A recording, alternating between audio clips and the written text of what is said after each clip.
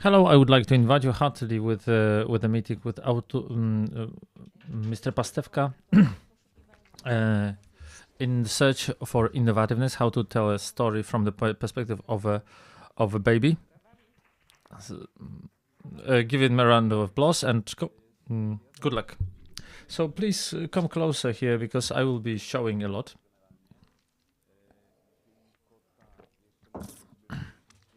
But we have to come up with one more, the technology of turning off the light. You will stay with us. That's great. So tell me, because I've been talking here with several people, is there anyone who didn't see the film yesterday? You've all been there, yes? You haven't. I wanted to know if I should show certain fragments I will be talking about.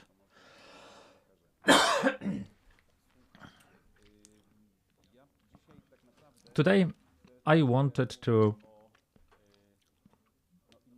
talk about, well, innovation is a very broad word. I'm a lecturer in the Warsaw Film School. The film The People that you saw yesterday was produced by the Warsaw Film School. It was directed by Maciej Lesicki and Philip Hillesland. So there were two directors on this project. When I was lecturing in the film school for DOPs and directors, I always start in the first year.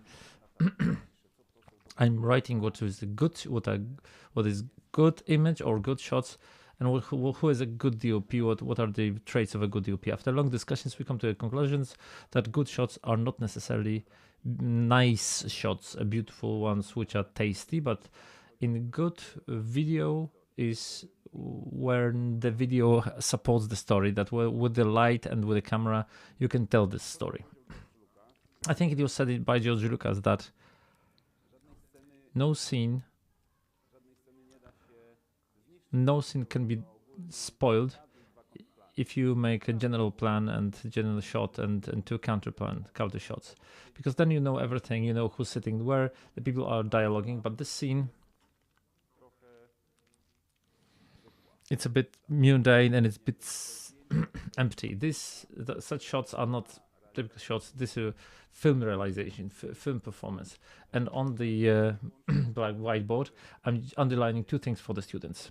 The first, that the image should have character. What I mean by character, we'll talk about it, and that the DOP should be courageous. If we want to tell a story with the pictures, we have to take certain risk. We have to move away from this general shot and two counter shots, but come up with an idea to help with the story, to raise it to the next level.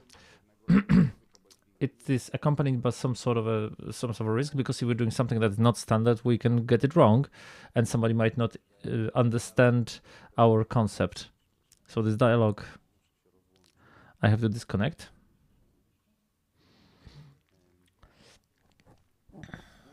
There is a risk that at some point we might miss our audience and our concept will not fly. Why is it worth to take a risk, and why is it worth to take shots which have a character? By a character, I mean that they should not be generic. Right now, this relates to everything that happens in the movie. So I'm a DOP, so I focus on the image, but it relates also to drama, to script writing, staging, anything that happens in a movie. Why? Because, as you know, we live in a world where artificial intelligence conquers. Hello. Artificial intelligence conquers the artistic professions. When it was just a beginning, the artificial intelligence was in its cradle. I thought that these creative jobs are safe, that the DOP will always be needed, the director will always be needed, and the scriptwriter as well. Right now, a lot of my friends who are working in special in VFX, and graphic designers, they're losing jobs because artificial intelligence can replace them. So these are just the beginnings. But the thing is, we have something to fear. Artificial intelligence works in such a way that it sums up and averages out what it has in its database. And quite soon, artificial intelligence will be able to write a script, generate images, stage a scene, etc., etc. However, when I'm following what's happening, these ideas of AI are very generic.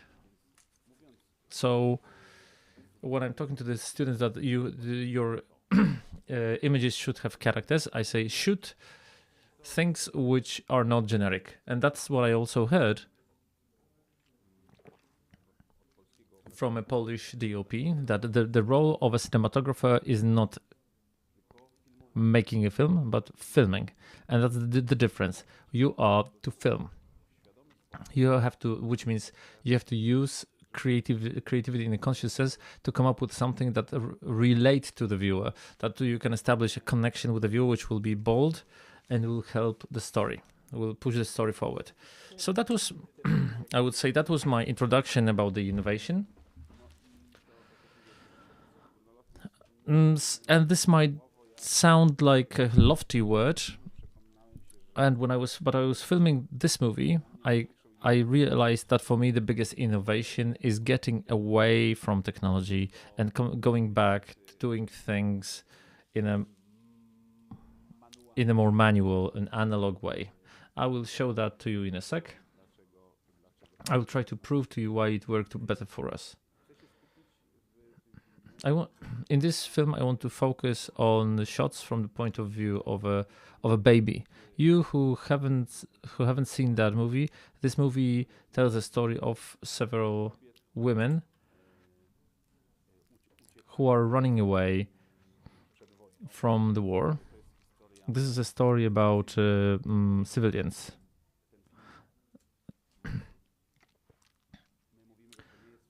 It's not a war movie. It's not an action movie. It is a very intimate movie about civilians and war and the relation with the war. So you do not have your typical soldiers, heroes who run somewhere and shoot and save people. But we observe people who are innocent because they suffer the most in every war, especially those who generally have nothing to do with that war. And it's about them, this movie. So one of the episodes is shown from the point of view of a baby. A more innocent protagonist than an infant is something we couldn't come up with anything more innocent. The protagonist, female protagonist, because she's an infant, so she can't do anything. She can't run away. She can just scream and look around. So even this mobility of our protagonist is very limited. Wherever the wave of the war carries her, that's where she lands. I got the script to this movie 2 months after the start of the full-scale invasion of Russia on Ukraine. And this coincided with me having my first son, my first baby, and I opened this script, and on the first page I saw camera from the point of view of an infant. This is put in the script from the outset, and whenever there is the scene with the infant, the camera is from the point of view of the infant. This is a moment where the DOP can suddenly prick up his ears, because this is something original. This is something you have to come up with. This is the innovation that I was talking about. When it comes to this camera from the point of view of a child, it's not some great innovation. There were plenty of movies where you had a camera from the point of view of a cow, of a dog, of a person, of a paralyzed person. We have movies like that, so this is not something new. However, when we were doing tests for that movie, it occurred that this is not as easy as you would think. When we are making a point of view shots, you need to have the viewer to believe this. The viewer would have to believe that this is somebody who observes the world in such a way. And the viewer has to, the audience have to somehow feel with this sort of a person. So the problem was, of course, technical on one side, but also conceptual. So how to show a camera in such a way that we do not feel that this is a camera, but we could feel that this is a real person. So that we could really feel for our protagonist. So now, what's interesting when it comes to that movie is that for the first time in my life, I had an opportunity to make such a good pre-production with this project, because even though it was done in a pretty fast way, due to many difficult effects, we decided that there's no possibility to enter the set without knowing how these effects are supposed to be made by us, done by us. So this film had about 33 shooting days, but the test, just the camera tests, we did 43 days. This is totally things like that don't happen, so that you have more tests than shooting days, and this occurred to be necessary in case of this movie. And because this movie was produced by the film school, with in production of this movie, in the very beginning, during the filming, we had students. We had about 100. In no other production it would be possible, because doing 43 camera testing, it would be a huge money, but we had scared students at our disposal. Here everybody was, it was a win-win situation. We were victorious because we could test a lot of things, and the students all had, they had their internship, and which was accepted, and the students which held with me until the very end, these were the three students, a group of 3 students who stayed with me until the end. They are working right now in film set. I made also a Netflix movie with them, so they're professional camera assistants and focus pullers. So they're already in the business, so to speak. So this is, of course, a joke, of course. I don't know what sort of an idea of this installation is, but generally this picture of a guy with a camera attached to his face is a sort of was my inspiration, that I would like to achieve something like this. I would like to achieve the effect when the camera would really look like as if it was attached to the child's face.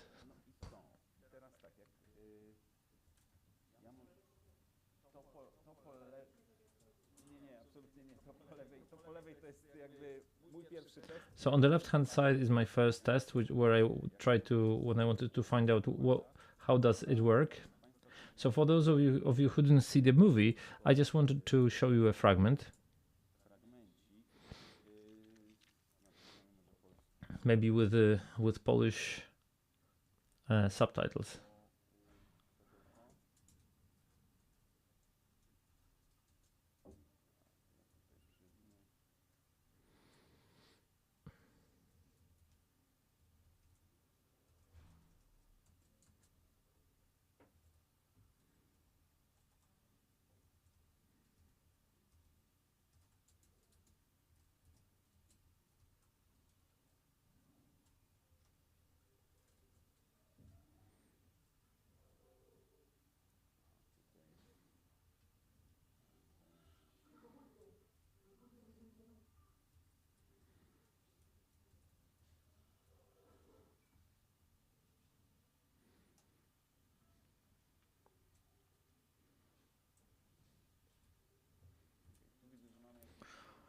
I can see we do have a problem with the sound.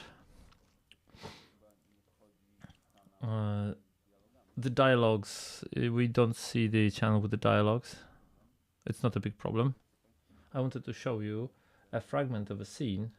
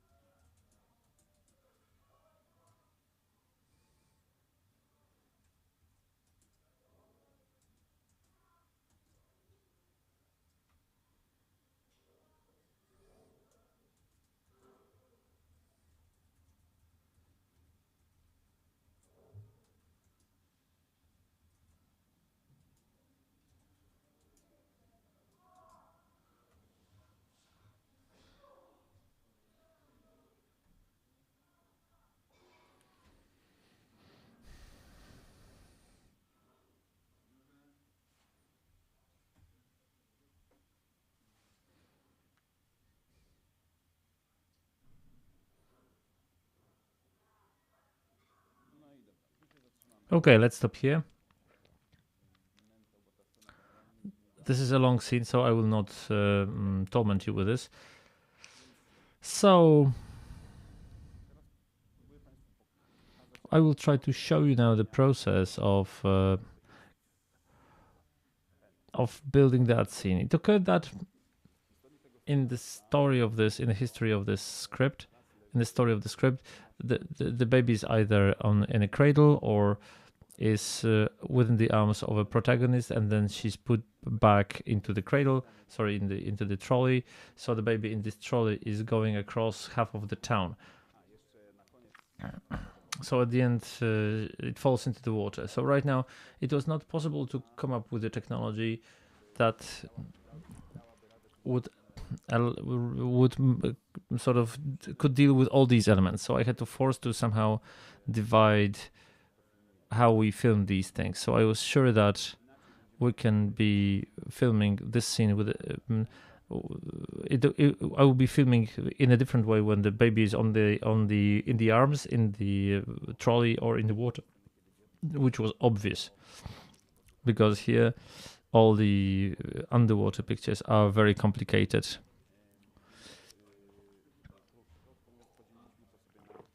Long story short, we divided that into 3 technologies. Let's start with the camera when the baby was in the arms.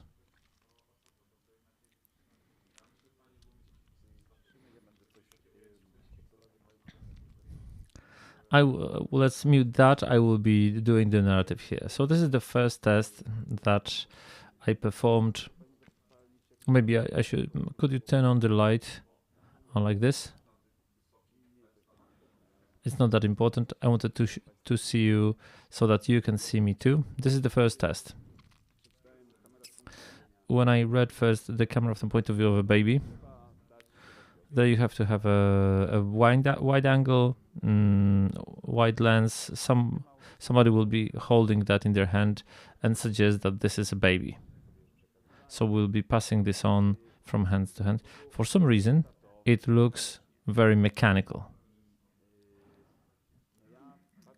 And when I looked at this, I feel I do not have this effect that I wanted to achieve. I do not feel that I'm observing a living person.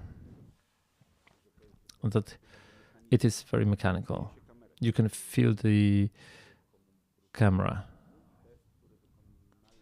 The second test we performed was on a much narrower lens, and when I was observing my son, I was interested that the baby doesn't look where we would want it to look. So it was also a style of narration that this baby is rather sort of interested in something on the ceiling and followed some sort of a sound. Not as if the cameraman were moving the camera. In a narrower shot, it all looked much more interestingly because there is a sort of a mystery taking place there.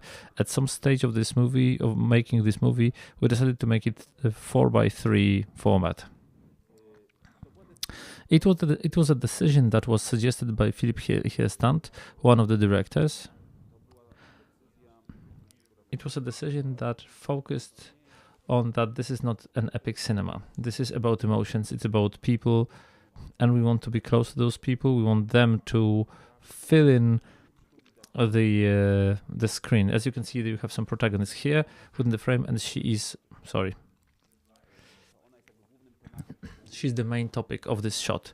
So we cut away the sides because they're not interesting for us. We are interested in the face and the emotions of this protagonist. In this aspect, I feel it works better than if we did it in 16:9. That was a decision for the whole movie because the whole movie is in the academic format, so 4:3 crop. That was the aspect of the whole movie. This gives us one more thing very important for a filmmaker about which we should not think because we're artists, but in practice we do not have the comfort not to think about it. And here I'm talking about the production. The less you see, the less it costs.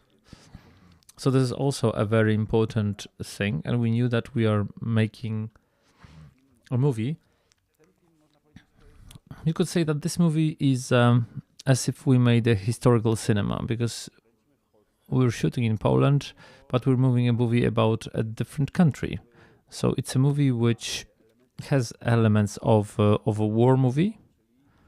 So these are all things which cost money: tanks, shooting, explosions, special effects. We decided that the less you have that in the shot, the cheaper it would be for us and easier to prepare. However, that decision was still a result of one more thing. How to explain that to you? There is a movie which is called Clockers.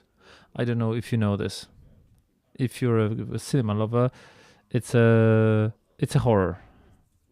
It's famous because of one scene where one guy's head explodes. There is a close-up at a man and then his head explodes. Of course, this is horrible. But now if we try to come up to this, to approach this as a filmmaker, if you wanted to record an exploding head, we would need to make the cast of that head. In order to have this cast, we would need to have pyrotechnicians who will blow this head up. But what will happen if they will blow it up? These are silicon these are silicon casts, so only the silicon will fly. So it means we do not need to have a cast. We need to have some sort of a jelly to be put inside it. And now you have to how to make it look realistic. Just the wigs in a cinema in a film are very expensive. A cast of a head, these are costs of several thousand zlotys, and one shot would probably be not be enough. So suddenly, if we wanted to blow up somebody's head in the shot, we're looking at a cost of such shot between 50 and 100,000 zlotys. So suddenly, in order to make it in a credible way, because obviously you would be able to do it for a comedy, you would not need that to make it that credible. But even if we make a very convincing cast with very good special effects, we would need to resort to CGI, which is not also for free. So at the end of the day, we do not know if this effect will be so horrible. This is a horror, so the goal is to scare the viewer. I don't know if our head would scare the viewer, but it's much cheaper, much simpler, and I think in a more effective way. Instead of shooting an exploding head, you can shoot a person who looks at this and record his reaction and throw jelly at him.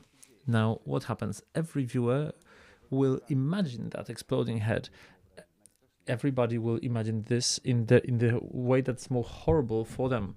As we're different and everybody is afraid of different things, it was even more effective because we will imagine what is most scary in the exploding head. Following that train of thought, this is how we did it in this movie.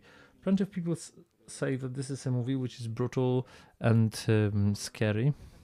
Here, if you think about it and analyze this, you don't see much brutality in the shot. It takes place outside of the screen. It takes place in the sound a lot.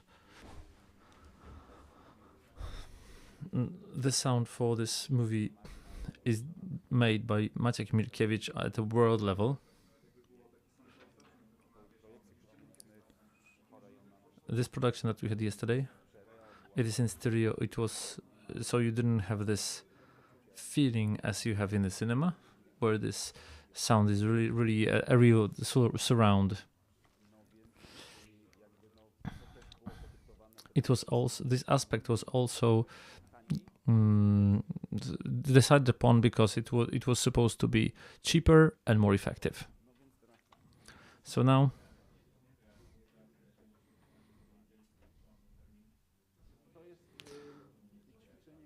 this is an exercise that I do with the students to see how the staging of that scene would look like. I'm talking about this leaving the cellar. And here we came to a conclusion that this film, even if we did this child's point of view as good as possible, there would not be a possibility to have this baby outside of the shot. So how can we have it in the shot if we were looking at the world through its eyes? So we came up with a mirror, a very effective method. So before we got on the set, I had this ambitious idea that this mirror should be shot in a totally non-innovative way, but as people used to do it, as they did it in the movies before. So this is a body double of this woman, and this lady with the baby is the double of our protagonist, who holds the camera at this moment. So we were supposed to get to have this impression that this is a mirror, but of course this is a wall with a hole in it. Interesting, but very difficult to perform because of you have to make a synchro between the actors. So it was never perfect, no matter how many takes we've taken. That the movements do not work well. The hair do not work. the same way, because these are only our attempts. So this is very difficult. So this was difficult. So we found out that this might break our whole scene. So because of that effect, we would need to repeat that scene a number of times. And the worst thing is that in order to do that, you have to build 2 rooms. So probably you're looking here at very high costs to do something like that in a studio, which still you have to get from under the the floor. So in order to have the continuity of the shot and the continuity of the actions, that would allow the immersion of the audience into the story, and not to give this breather, as we spoke here in the corridor about this, it would be very difficult to find a location that has a cellar and a house. And so here there's a whole number of hidden cuts in this sequence. The one of the moment is when they're getting out of the cellar. Of course, there is a cut to because the cellar is a totally different location than the apartment. So another test showed us.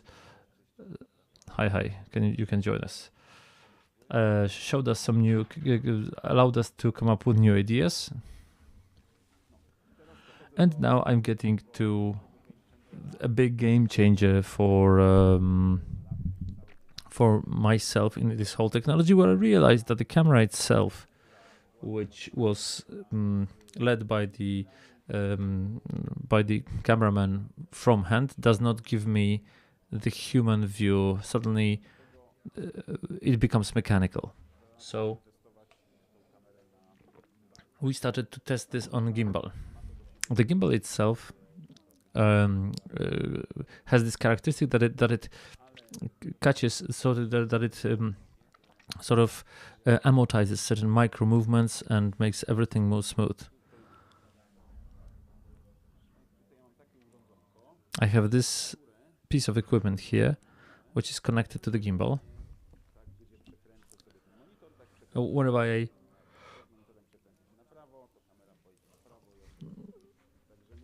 So I can, for example, here I can steer this camera remotely. So I can give the camera to the actor, and I'm not losing the control over what I want to show. I have my assistants here who are holding the camera, and by moving this around, I'm steering this camera.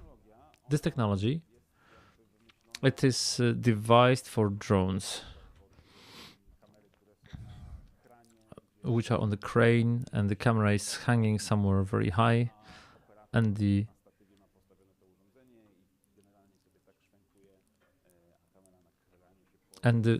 camera on the crane is moving around. But for all, and this is the effect. So yeah, let me rewind that so that they hold it in their hand. In this movement, unfortunately, this is pretty.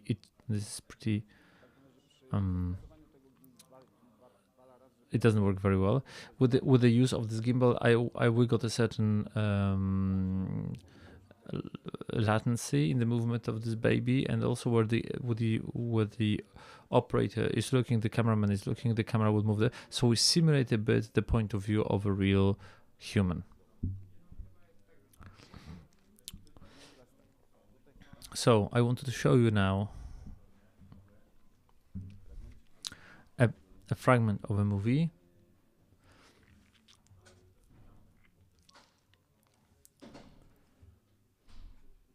Is this a baby that we see in the movie? It's a real baby? Yes, at the end of the day we made this effect with the mirror on the green screen. We had the green screen in the mirror. We recorded the whole scene with the camera, and finally we took a baby and we showed it in the green screen. There was no stage there on the set. No baby would hold on for 8 minutes shot. That would destroy the movie.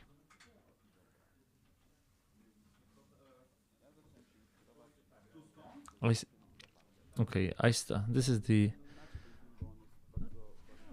film that you probably know. It's pretty well known. It was the shots are by Mariusz Kamiński or Mateusz Kamiński, and it's the point of view of a paralyzed.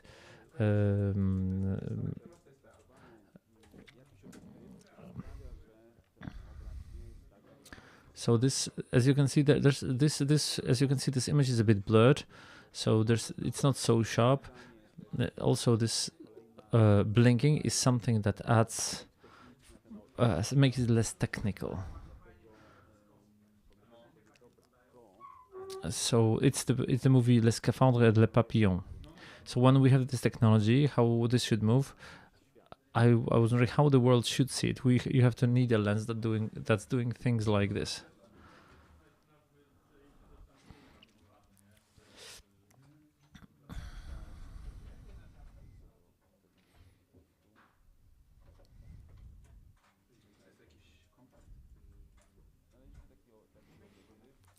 We found a lens, and somebody came after somebody asked me if this is a Lens Baby lens. Yes, as you can see, this is to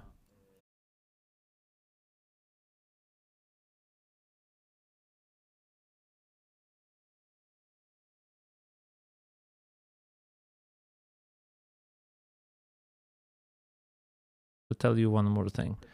The tests that I'm showing you very quickly in the beginning of making that movie, I decided about the equipment that I will be using to do that.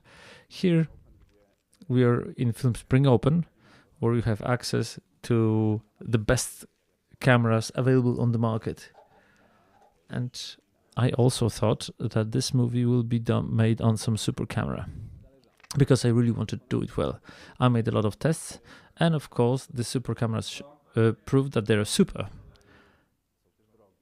However, they are also expensive, and as I mentioned, this movie is not a high budget production.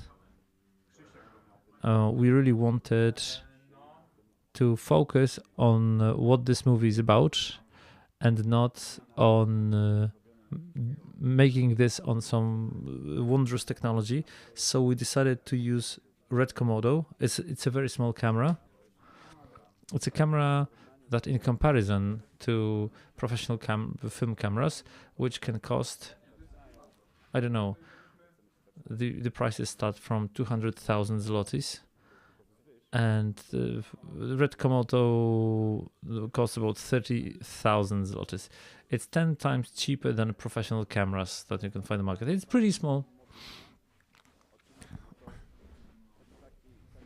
Of course, we would never put such a big camera on a gimbal, but this decision was also made because it was a school equipment, and we had 4 of such cameras. So if I have a choice to make a movie on on some exceptional equipment, but I will get it only for the shooting, that means I know nothing about it, and that I have nothing prepared. When I knew I have so many days for testing,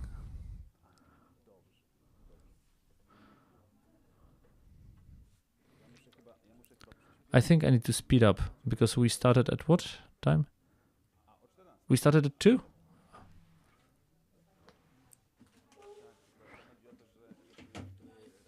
Yes, but I know this is being recorded. I know these baby lenses, and I know you have to move them around by hand. So you could maneuver that if it was on a gimbal. So somebody had to do that. Yes. As with every other lens, we put a remote focus pull, and the focus puller could operate the focus remotely. But these are like small, very fragile lenses. That's why they can move. That they can sort of shake, and so they were right, because we had to modify this lens in many places, and my students used like special rings that they printed on a 3D printer that we put on them. So it was a bit of a whittling and tinkering so that we could have any sort of control. As you said, these lenses are very special in every way. So when we had the technology, when we had the lens, I decided, okay, job's done, mission accomplished. I have everything. I was very wrong, because after, I don't know which day it was, the director came to see, one of the directors came to see, this is Maciej Ślesicki, and he said that he wants to take it into his hand. He took this equipment into his hand, and at this point it all stopped working. And not because we broke something, but I didn't take into account one thing. I planned everything as I would be able to control it, and Maciej Ślesicki quite rightly treated this equipment as it would be treated by every actor who doesn't know how to work with it, how to hold the gimbal, does it for the first time. And it occurred that for an untrained human, it's totally an impossible piece of equipment to hold and carry around. It gets in your way, and everything is wrong. So again, we had to change this technology again a bit. On the gimbal, we marked the zones where it can be held or where it shouldn't be held, or grabbed. There was no other option that we had to have one more operator who will be supporting the actor with carrying this equipment around, just to take out this mental blockade that you will drop it at some point, because it has its weight. I will show you what it looks like from the outside.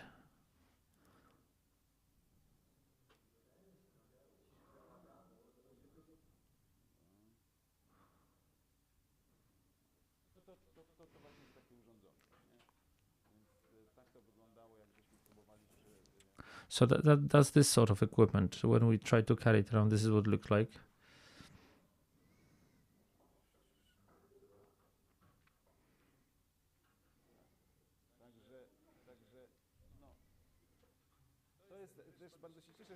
I'm so happy that I'm in all those tests, because I also wanted to prove to you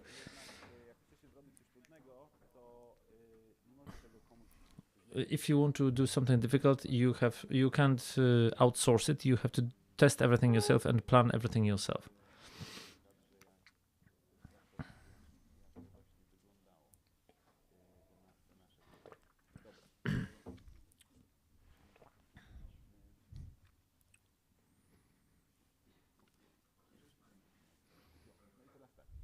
So at the moment where we already had the planned technology and we knew how we'll give it to the actors, to their hands, the time came for the tests on location, and we also tested this movement very minutely, how it should be step by step, how we should move, what is seen, what is unseen.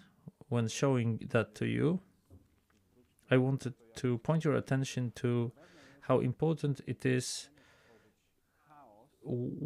if you want to create chaos on the screen, how important it is to put everything in order. So we're not creating this chaos because there's a chaos on the set, but in order to have chaos, you have to have perfect order. We have to understand and know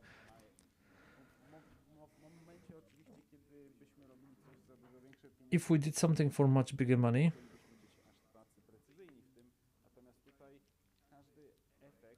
because here every effect costs money. So in a moment we'll get to this shot, which will be this sort of pursuit, or rather fleeing through the city. So everybody on the set, who was working with us on the set, is in the shot, because we couldn't pay for effects which then will not be translated into the screen. This is a controlled chaos. And only at the moment when we prove to ourselves how this should be done, only then we could give this camera for tests to the actors.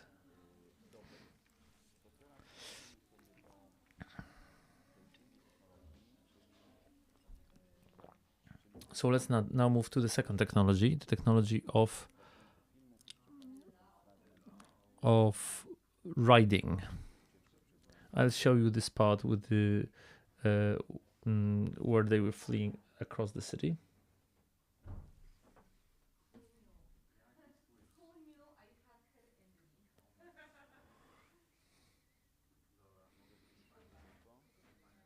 Can I ask you to turn on the light?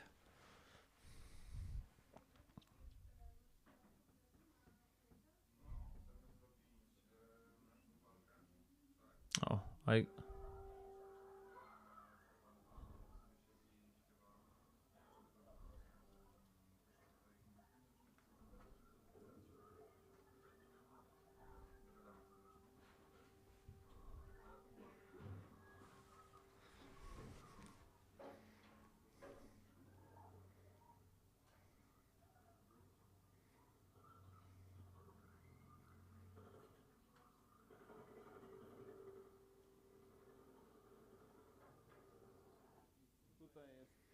here we have the first cut in the sequence, which is on the and starting we have the second shot from the barrel of the tank gun. This is another shot in a different place.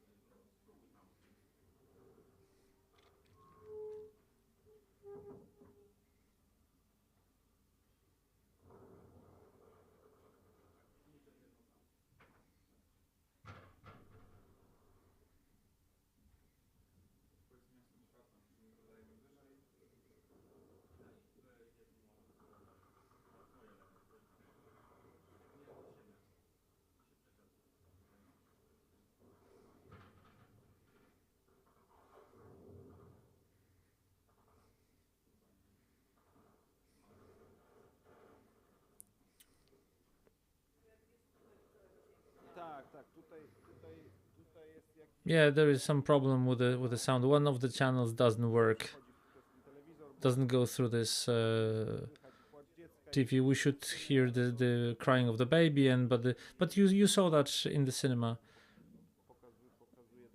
So I'm showing that to the person who haven't seen this. Here is again, we have a, let's say, hidden cut, which is again against the sky because we had to cut somewhere. And this is the third location.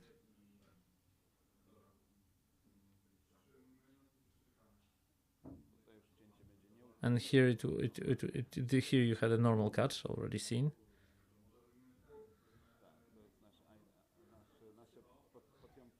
This is our Potiomkin's staircase. And this is the moment from the wheel falling down was a camera that is already prepared for a underwater shot because it was supposed to fall into the water in one shot and then float.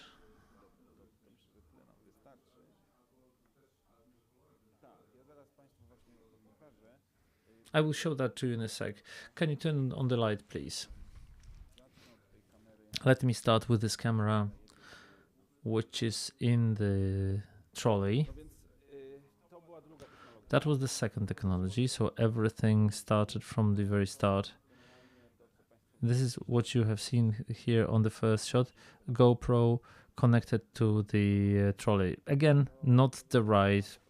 It looks as if it's a shot from a typical action cam, like a skateboarding sort of a shot. Not this kind of story. Here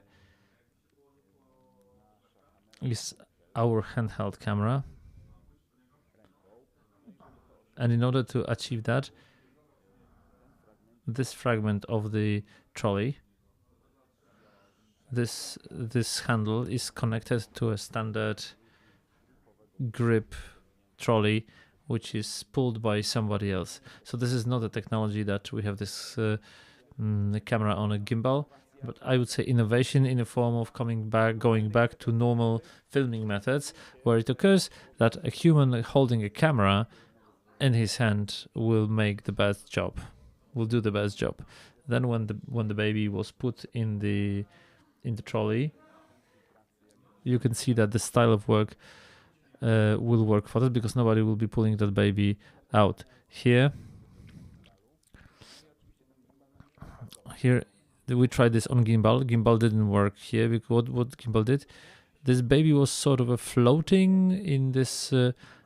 It's too stable for the chaos that is supposed to take place and gimbal is only to. So we decided the gimbal will be only carried, and here we decided that we'll make a test that I also glimpsed with the Les Scaphandres et le Papillon. We try to do that with different lenses. Here you have the blinking. Does it blink in the film? No, it doesn't. I'm leaving that to you, what is more credible, whether blinking or not. But I was thinking that this blinking has a lot of sense. However, first of all, it allows us to change the lens. So one scene can be wider, one can be closer. Of course, it's not how we look at the world, but in a way, the viewer interprets that this baby is focusing on something at a given point. What follows that, we're losing what we wanted to achieve. It's this continuity of the shot, that it gives us a moment to rest. If there's no blinking, there's no rest. And watching this is much more difficult, and we wanted to make it to shake the viewer a bit and to wake them up, and so we decided not to do the blinking, even though we thought. Here we also tested, in the previous test, we made an artificial baby lens on a standard lens. A baby lens was great when it was on gimbal, but during this flight through the city, this scene it non-intuitively has a number of CGI, because the people who are falling from the bridge, the stuntmen are suspended on the rope. A part of the bridge is destroyed. This is also added in post-production.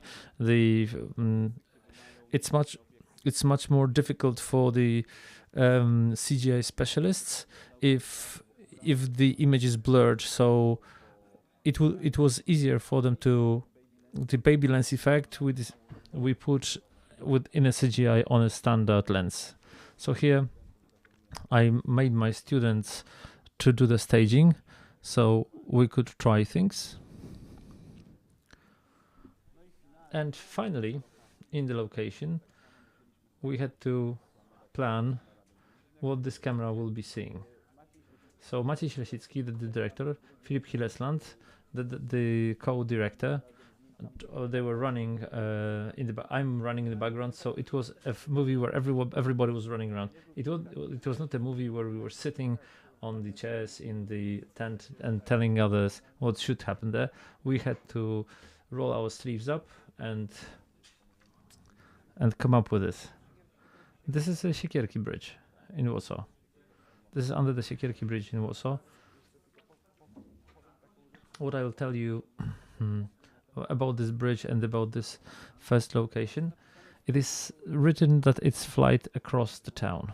So yes, fine, but in the script you can write that. But when you are starting to film there's nothing in the city. There's nothing up there.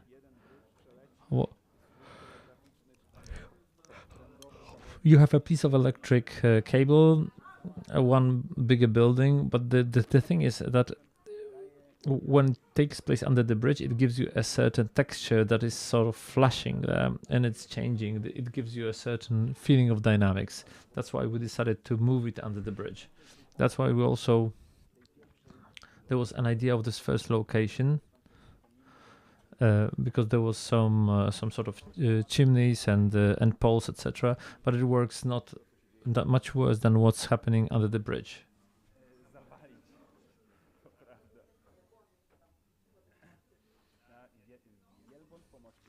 Yeah, and then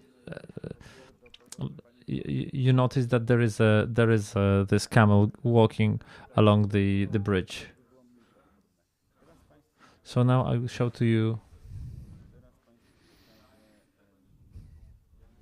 a few shots from the set.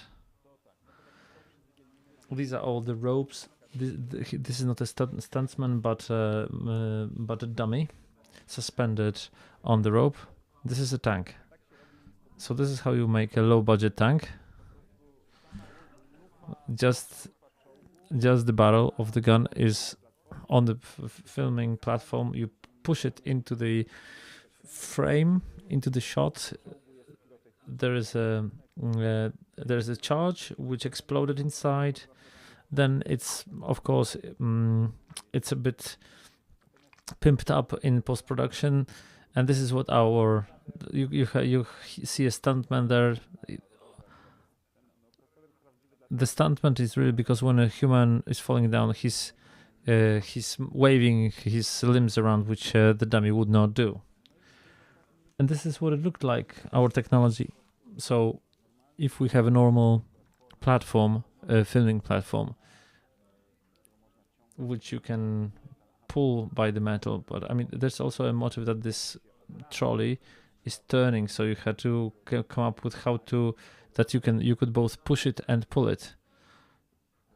So that's why you have two handles.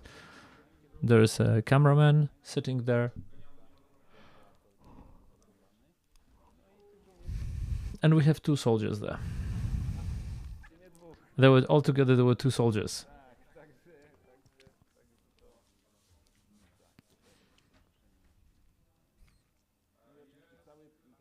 And of course, the whole filming set to move together with the trolley. This is what it looked like. And this is our second director, who had to dress up because we needed a third soldier and there was nobody else. And finally, and he dies there.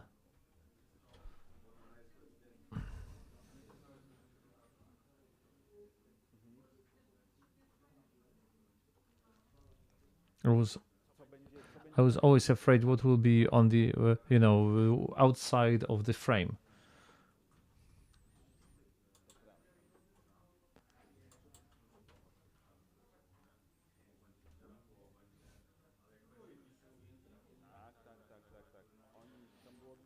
So there are two grips.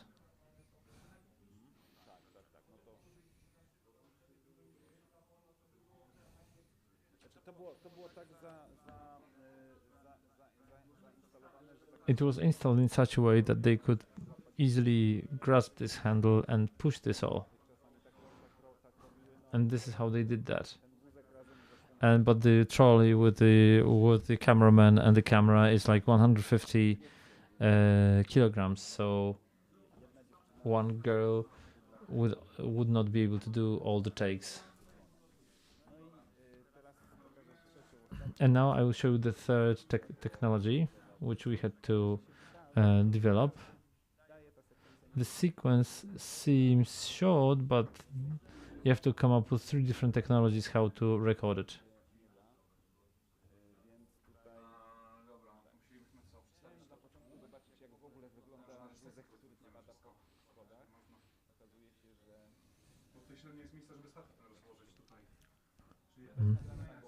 This is recorded in GoPro. The only good thing that we got from this test The only thing that it was good from this test is that this baby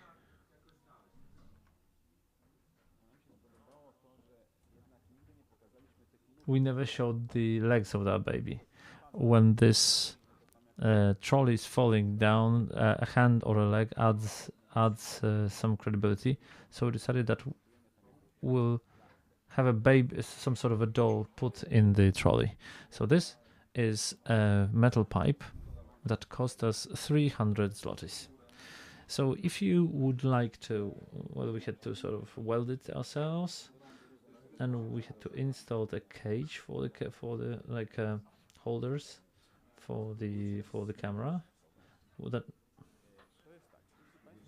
so if you would want to make such a shot that you put the camera into under the water, such a shot in Poland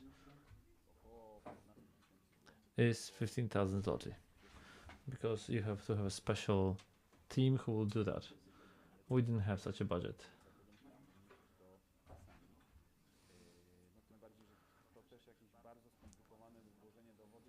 It was also, it was not a very complicated, because the camera would have to fall into the water and just splash around for a while. But we had to, for our small camera, we had to build a pipe with the glass. And of course, at the moment when you put the camera under the water, you get millions of problems, because everything stops working. So first of all, if you put a camera in a sealed container, it heats up. There's no ventilation. It can overheat, which means it can turn off.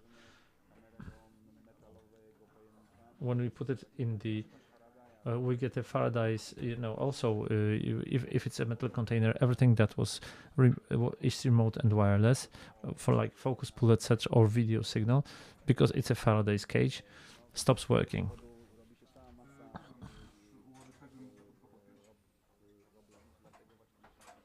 We got a whole number of a number of problems which we had to solve. This is the camera with connection of GoPro, and we tested this and tested this.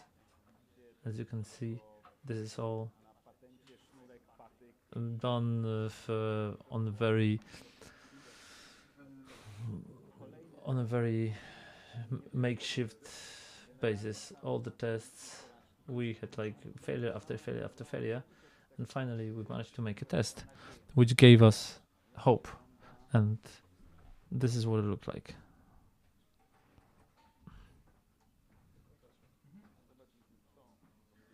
We saw that and said, okay, I think we're close. We tried to do the same in location.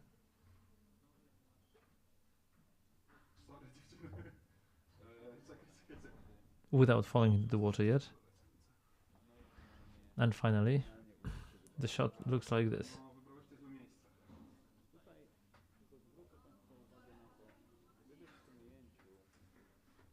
If in this shot there was only a trolley going down the stairs, it would not be so strong. This is the moment where the director comes. There has to be a soldier, and he should die. And all our attempts allowed us only to record this, and this one sentence from the director, who added a stuntsman, really brings that to another level. That somebody tried to save that child and paid for that the ultimate price. The additional effect are like toys and milk bottles which are falling out. So this is all where it's there.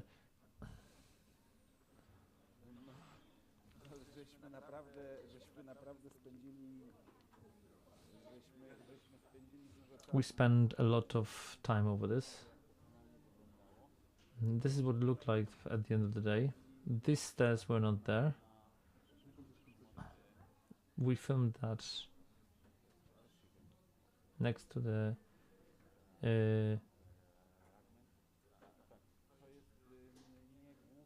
this is not this is a leg of the Vistula River.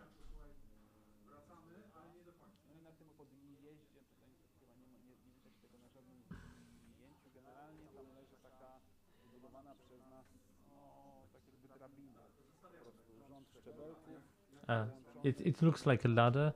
Yes, the rungs connected to that ramp, and we also had this. We came up with it so that this jump could suggest stairs. And after everything was supposed to take place in the water, we had our famous pipe. We could take it out of the water and we could splash it as much as we wanted. We had two boats, pontoons rather. Yes, it was sealed, and once every 45 minutes we had to get out, which irritated everybody. During the filming, it started to the container started to leak. Well, an absolute disaster, of course. There was a plexiglass, but we were prepared for that. Thankfully, that the plex really gets loads of scratches. So whatever if you touch it, whatever you do, you get scratches, and it doesn't look good anymore. But we were prepared well enough. I mean, we had two such pipes. We had a lot of plexi shields there, and we had a technology that we would replace one with the other. My students who took part in this activity, especially this one guy, the shaggy guy here, Janek Szlagowski, he took our famous pipe and he made out of it something incredible, because he's doing underwater filming. From out of this simple pipe, he built a system that has a preview, it has cables, it has power supply. I think he has the third version of it with a real glass screwed on, replaceable, and he does underwater filming. Out of such a city, a student who was there as an intern found a way. He found his niche in which he works. His system is called Varan.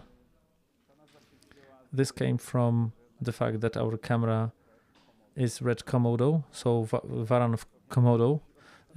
So you put Komodo inside of a Varan. So this is what I wanted to show you here when it comes to this technology.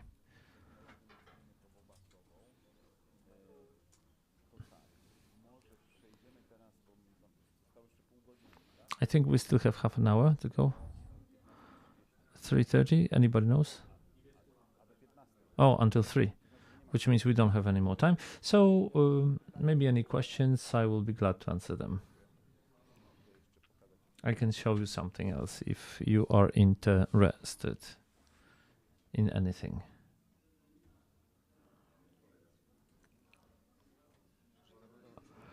You mentioned that this pipe was supposed to block the signal.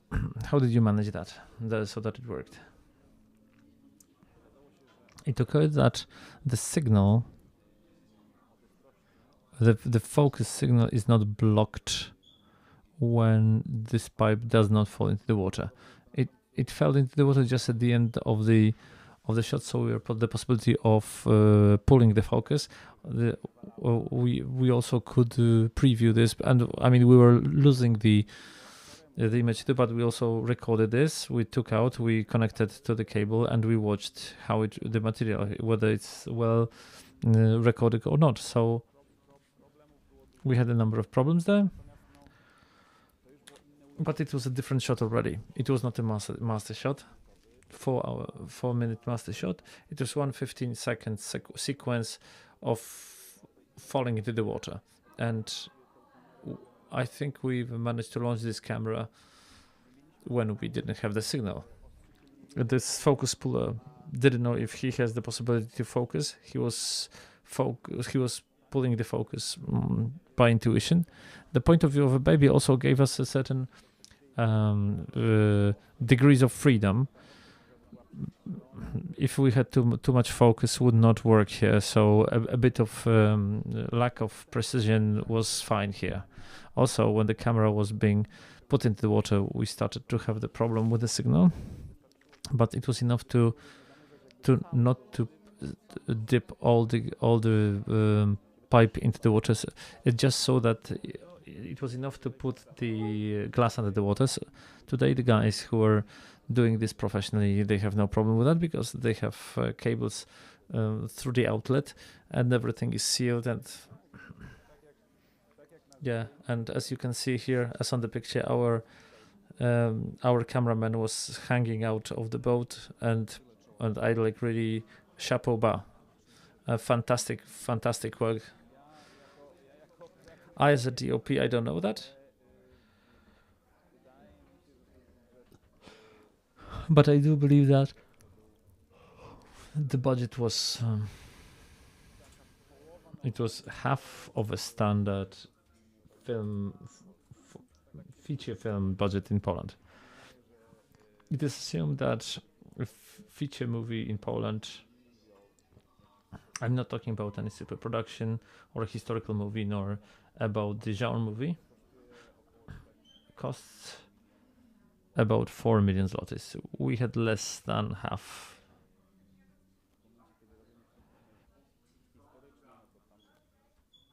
When we're doing historical cinema, they would need to have much more money, but it was a low budget. It was produced by the school in co-production with Heliograph. Heliograph helped us a lot, especially from the point of view of lighting. We had a great help from our students, and many people got engaged in that movie. We knew that we were doing a movie, we were making a movie. We knew from the outset that this is not a movie which will earn money. We knew that we cannot do it with people who will do it only for the money, but we decided to get a crew of people who would have the sense of mission, because we felt at that time the need to make such a movie, because we did not agree with what was happening in Ukraine. We didn't agree with the attack of Russia, and we were enraged, and we needed to make a movie that we thought that it will be the outlet of our emotions. And secondly, we knew that when this movie will be in the cinema, it will premiere in February next year. We knew that these positive emotions and this sense of this need to help will fade away. People would get used to the war. We are just humans, so we can get adapted to every horror. So we knew that this war will become normal for us, and people will start to forget. And we decided that you have to make a movie that will be a wake-up call to make us remember.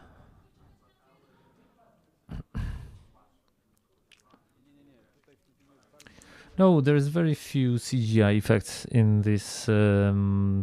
The explosions under the bridge.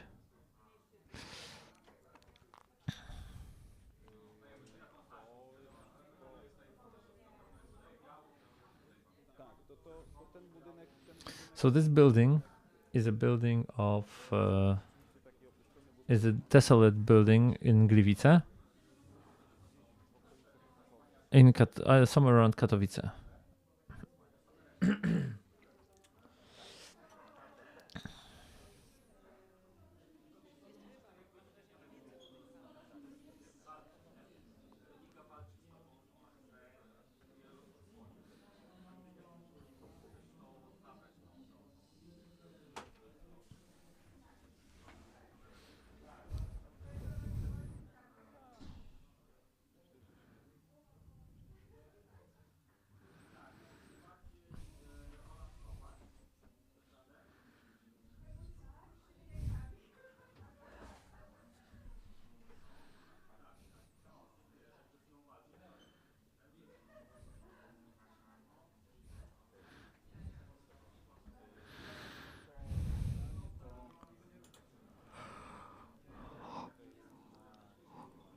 So it is shown here. We have a shot of a soldier. He launches himself on this girl. The camera gets up, and there's a fragment of the wall cut out, and everything that is on the other side of the wall, it's a compositing effect where we just add. This is added in CGI. How the whole scene is uncut. This explosion inside is a true effect, and there is a situation. Maybe I'll show it to you how it was made, because I do have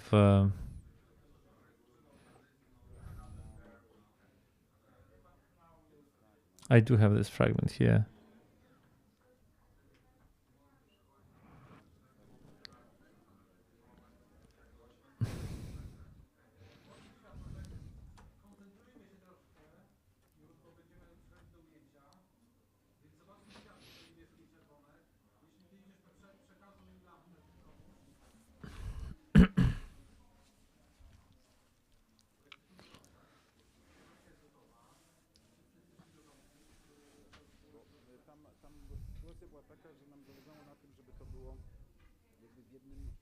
We really wanted this to be done in one shot. So when they were falling down, the set design team come in.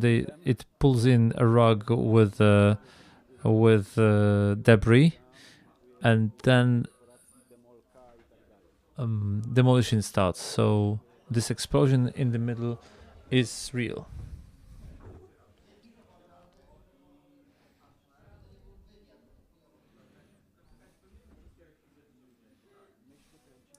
We were shooting zoo in Borysev. In this is a private zoo outside of Łódź. If you want to see a white lion or white tiger, they have such animals there. Interesting place. So we have the elephant is added in CGI, and a few animals in the background. The animals which are close, well, it's a mix of mock-ups. So artificially made animals. But look at that, the zoo has a number of frozen antelopes. So we ask them to rent them out. It seems that when an animal dies in the zoo, I was wondering about this, but when an animal dies in the zoo, it has to be frozen until some expert could come and state why it died. So they do it so that to monitor whether that they didn't give a wrong food to a giraffe or whatever.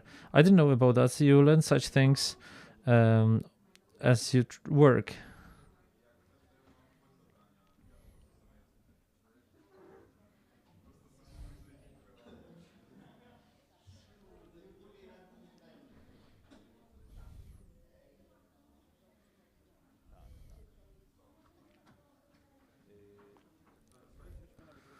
We were talking about that here in the corridor with you, I think. This film is inspired by the real life events, which should not be very strange to us, because if we were making such a movie together, totally out of fantasy, somebody could state that it's not credible, that we're doing some propaganda, that we're lying. So the majority of the stories that are here are the stories which are inspired by some real events.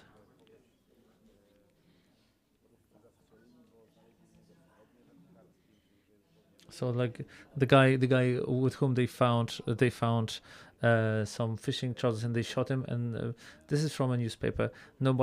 Mobile burners, like crematoria.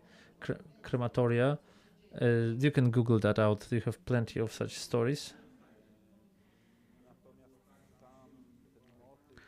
But the motive of a protagonist who gets to such a camp,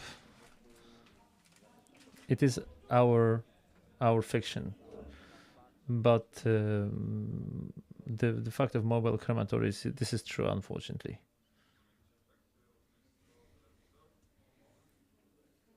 Thank you.